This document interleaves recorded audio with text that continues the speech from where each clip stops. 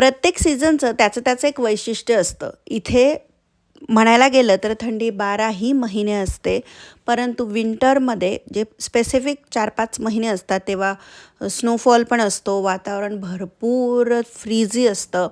So त्याच्यानंतर जेव्हा spring सुरू होतो, थंडगार तर असतंच, जॅकेट घालावेच लागतात. परंतु झाडांना पालवी फुटते, मस्तपैकी कलर्स सगळीकडे दिसतात, छान छान शेतं दिसतात, त्याच्यामधली फुलं वेगवेगळी असतात ती दिसतात. आणि सर्वात महत्त्वाचं म्हणजे इथली रोड ट्रिप इतकी सुंदर असते ना, निसर्गरम्य वातावरण असतं आणि त्यामधून जेव्हा आपण जातो तेव्हा इतकं भारी वाटतं. तो प्रवासच खरंच खूप छान असतो. आणि खरं तर हा मागचा व्हिडिओ आहे. मी असंच माझे व्हिडिओ गॅलरी बघत होती, तर म्हटलं अरे आपण हे स्ट्रॉबेरी पिकिंग तर व्हिडिओ टाकलाच नाही. म्हटलं चला तुमच्यासोबत शेअर करते. तसं ह्यावेळेस पण आम्ही जाऊ तेव्हा मी शूट करेलच, पण म्हटलं चला तुम्हाला थोडक्यात सांगते. तर इथे जेव्हा सीझन असतो ना स्ट्रॉबेरीजचा, आता सुरू झालेला आहे, तर असे फार्म असतात आणि त्या फार्ममध्ये स्ट्रॉबेरी भरपूर प्रमाणात लावलेल्या असतात. तर तिकडे पिकनिक स्पॉट पण असतात आणि तिकीट असतं. तिकीट घ्यायचं आपण. मग फॅमिली तिकीट असेल, इंडिव्हिज्युअल तिकीट असेल, त्या पद्धतीने वेगवेगळे गेम्स असतात ते खेळायचे. आणि त्यानंतर असे स्ट्रॉबेरीचे असे पूर्ण शेत लावलेले असतात, त्यांनी कवर केलेले असतात. आणि ते केव्हा ओपन करतात, जेव्हा बऱ्यापैकी स्ट्रॉबेरीज ह्या रेड झालेल्या असतात, पिकलेल्या असतात तेव्हा. हे बघा, अशा प्रकारचे सेक्शन्स असतात स्ट्रॉबेरी लावलेले.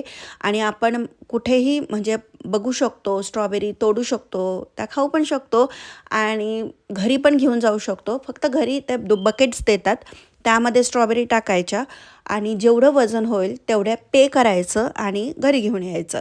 तर इतकी मजा येते ना. आणि इतक्या गोड स्ट्रॉबेरीज असतात आणि मोठ्या साईजने गोड. आणि काही काही हिरव्या आहेत, कच्च्या आहेत, ते पिकतील, कारण ते तशाच पद्धतीने स्लॉट्स ओपन ठेवतात, की कारण हे 2-3 महिने असं पूर्ण ओपन असतं. सो प्रत्येक याच्यात ते मिळावं, प्रत्येकाला मिळावं म्हणून ते तशा पद्धतीने त्याची लागवड करतात, की त्या टप्प्याटप्प्यातच पिकतील.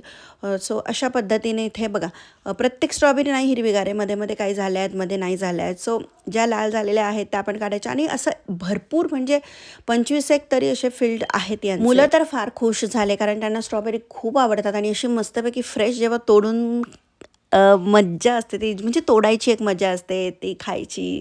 आणि इतकी गोड रसदार स्ट्रॉबेरीज होत्या ह्या. स्ट्रॉबेरी पिकिंग, ॲपल पिकिंग, बेरीज पिकिंग, सनफ्लॉवर, म्हणजे फ्लॉवर्सचं पण वेगळं असतं, सनफ्लॉवर, डॅफोडिल, असे वेगवेगळ्या प्रकारचे इकडे असतात ॲक्टिव्हिटीज.